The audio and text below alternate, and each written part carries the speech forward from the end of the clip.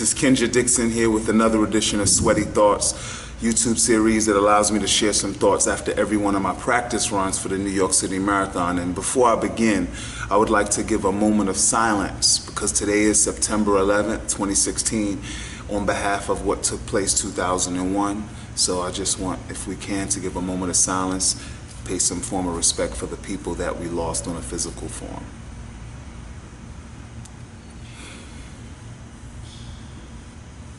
Thank you. Next thing I would like to do is I would like to let you know today, and someone's actually calling me on my messenger right now, but I'm gonna of course deny that because we're doing this. But today what I did was I finished at 10 miles in an hour and 36 minutes. The purpose of another inside workout today was basically to get myself prepared in that interval training. A boxer friend told me that to prepare for the marathon, one of the things you want to do is get your heart rate to be able to go long time. So interval training, stop and go, stop and go. So it was very, very ferocious today, and I did a lot of sweating within that 10 miles of running. Also, I would like to thank SASF. They are the primary cause of me running this marathon. They also are responsible for over 25,000 children having after-school activities in the New York area due to their parents working, taking care of the household, and this program provides so many powerful ways for the children to release their mastery, and so I definitely salute their cause. Click the link at the bottom. You can share it, or you can give something to help the process going. That is the whole purpose of what the foundation does. It is a non-charitable organization. Today what we want to talk about, and I want to base the foundation of this edition of Sweaty Thoughts on, is everything that you see reality. Then the next question is, what is reality? And the purpose of me saying that is because I'm about to talk about two sayings that stem from a conversation that was had at one of my Charity for Clarity network mixes. A friend of mine that came to visit when I was in Virginia doing one, he mentioned that he noticed that a lot of the beliefs that he used to have, he completely disagrees with now. And he talked about one in particular that I'm going to share, and then I'm going to talk about another one. And then I want us to wonder if we believe in that, and then I want us to look outward as well. So the first statement that he said that really had us laughing is, keep my friends close and my enemies closer. And he said, I used to buy into that. Now the question is, do you? And whether you do or don't, how do you believe the average person around you feels about that? I remember a time when I used to believe that. Keep your friends close and your enemies closer. And what we joked about was, he said, man, how does that really even make sense? I don't want to keep my enemies close to me. And if I keep my enemies close to me, that means I'm being fake. Because if they're my enemies and they're close to me and they don't know they're my enemy, that would mean I'd be portraying a fraud. So the question now is, do you believe in that? And are you the type of person that is around someone that you really believe is an enemy? Now, I would hope you don't believe in that because, you know, we've definitely evolved from that state. But then the next question is, out of all the people that are around you, how many do you believe understand and run with that foundational thought? Keep my friends close and my enemies closer. With that being said, the purpose of this is for you to just make sure you step back and look at your surroundings and see how the actions of the people that you are around align with what your definition of friendship is. Just something for you to think about. Because what if 50% of everybody you're around believes in that statement? Then that would mean that 50% of the people that you're around, keep my friends close and my enemies closer. If they believe in that, is it possible that someone you're very close to is really just watching you? I'm just posing questions. The next thought statement that I believe a lot of people have bought into, that I even at one time bought into: what goes up must come down.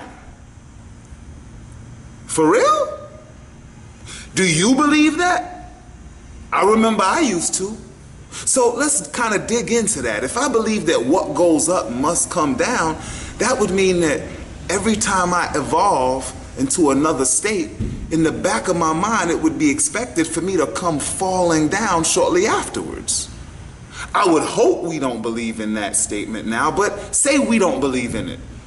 Is it possible that there are people around you that believe that? So is it possible that if someone believes what goes up must come down, that if you're the type of person that's going into new levels of personal growth, is it possible that some of the people around you believe you're about to fall?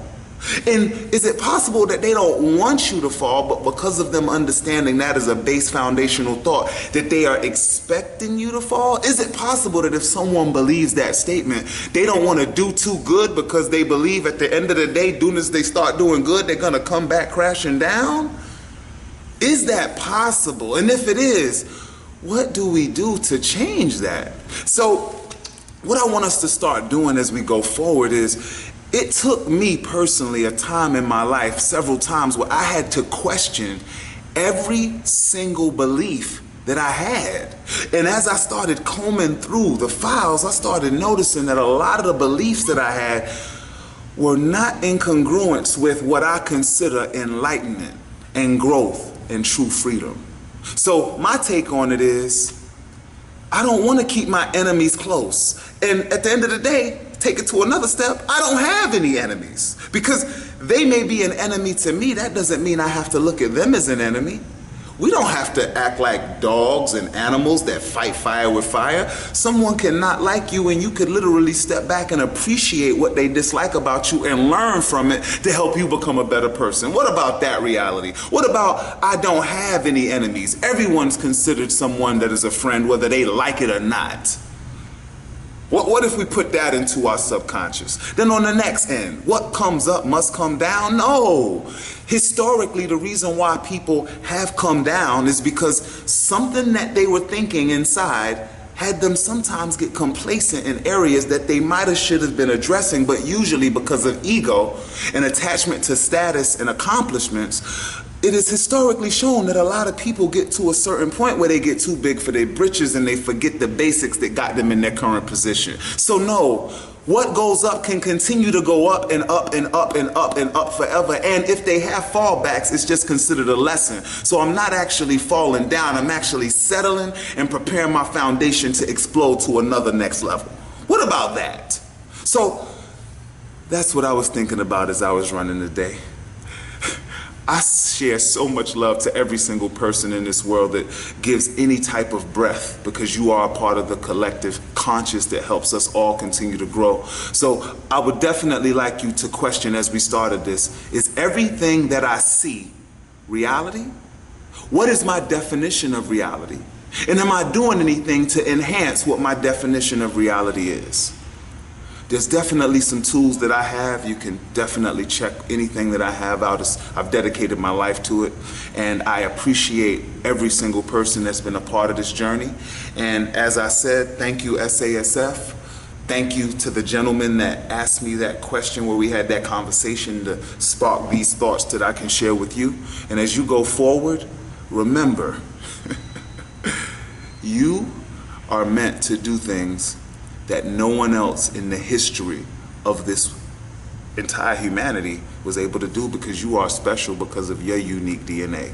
But sometimes we get caught into clouding what we're really made of. So I would ask you today to start the process of peeling out your onion and being everything that you're really capable of. Much love to you. Sweaty Thoughts, Kinja Dixon signing off. 9/11. Pay tribute to every single person that we lost, and what I ask you to do is rep for them. Be excellent in their memory. Much love to you. Kinja Dixon signing off.